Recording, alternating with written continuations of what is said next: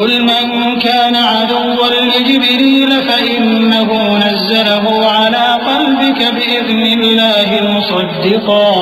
مصدقا لما بين يديه وهدى وبشرى للمؤمنين۔ کہہ دو کہ جو شخص جبرائیل کا دشمن ہو اس کو غصے میں مر جانا چاہیے،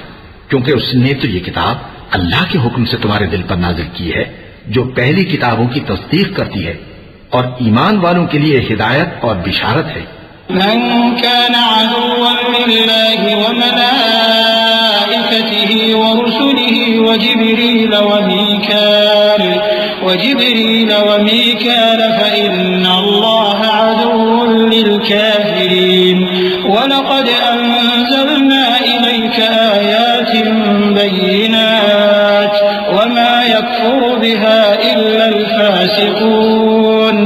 أوكلما عاهدوا عهدا نبذه فريق منهم بل أكثرهم لا يؤمنون۔ جو شخص اللہ کا اور اس کے فرشتوں کا اور اس کے پیغمبروں کا اور جبرائیل اور میکائیل کا دشمن ہو تو ایسے کافروں کا اللہ دشمن ہے، اور ہم نے تمہارے پاس سلجھی ہوئی آیتیں ارسال فرمائی ہیں اور ان سے انکار وہی کرتے ہیں جو بدکردار ہیں۔ ان لوگوں نے جب اللہ سے کوئی عہد کیا تو ان میں سے ایک فریق نے اس کو کسی چیز کی طرف پھینک دیا۔ حقیقت یہ ہے کہ ان میں اکثر بے ایمان ہیں۔ وَلَمَّا جَاءَهُمْ رَسُولٌ مِّنْ عِندِ اللَّهِ مُصَدِّقٌ لِّمَا مَعَهُمْ نبذ فريق من الذين أوتوا الكتاب كتاب الله وراء ظهورهم كأنهم لا يعلمون واتبعوا ما تتلو الشياطين على ملك سليمان وما كفر سليمان ولكن الشياطين كفروا يعلمون الناس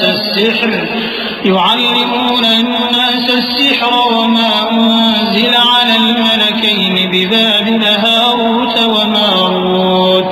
وما يعلمان من أحد حتى يقولا إنما نحن فتنة فلا تكفر فيتعلمون منهما ما يفرقون به بين المرء وزوجه وما هم بضارين به من أحد إلا بإذن الله ويتعلمون ما يضرهم ولا ينفعهم ولقد علموا لمن اشتراه ما له في الآخرة من خلاق ولبئس ما شروا به أنفسهم لو كانوا يعلمون۔ اور جب ان کے پاس اللہ کی طرف سے پیغمبر آخر الزمان صلی اللہ علیہ وآلہ وسلم آئے اور وہ ان کی آسمانی کتاب کی تصدیق بھی کرتے ہیں تو جن لوگوں کو کتاب دی گئی تھی ان میں سے ایک جماعت نے اللہ کی کتاب کو پیٹ پیچھے پھینک دیا گویا وہ جانتے ہی نہیں، اور ان چیزوں کے پیچھے لگ گئے جو سلیمان کے عہد سلطنت میں شیاطین پڑھا کرتے تھے۔ اور سلیمان نے مطلق کفر کی بات نہیں کی بلکہ شیطان ہی کفر کرتے تھے کہ لوگوں کو جادو سکھاتے تھے، اور وہ یعنی بنی اسرائیل ان باتوں کے بھی پیچھے لگ گئے جو شہر بابل میں دو فرشتوں یعنی ہاروت اور ماروت پر اتری تھی، اور وہ دونوں کسی کو کچھ نہیں سکھاتے تھے جب تک یہ نہ کہہ دیتے کہ ہم تو ذریعہ آزمائش ہیں، تم کفر میں نہ پڑو۔ غرض لوگ ان سے وہ چیز سیکھتے جس سے میاں بیوی میں جدائی ڈال دی،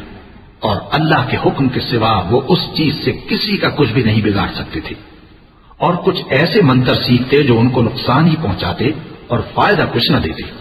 اور وہ جانتے تھے کہ جو شخص ایسی چیزوں یعنی سحر اور منتر وغیرہ کا خریدار ہوگا اس کا آخرت میں کچھ حصہ نہیں، اور جس چیز کے عوض انہوں نے اپنی جانوں کو بیچ ڈالا وہ بری تھی، کیا اچھا ہوتا جو وہ اس بات کو جانتے۔ وَلَوْ أَنَّهُمْ آمَنُوا وَاتَّقَوْا لَمَثُوبَةٌ مِّنْ عِندِ اللَّهِ خَيْرٌ لَوْ كَانُوا يَعْلَمُونَ۔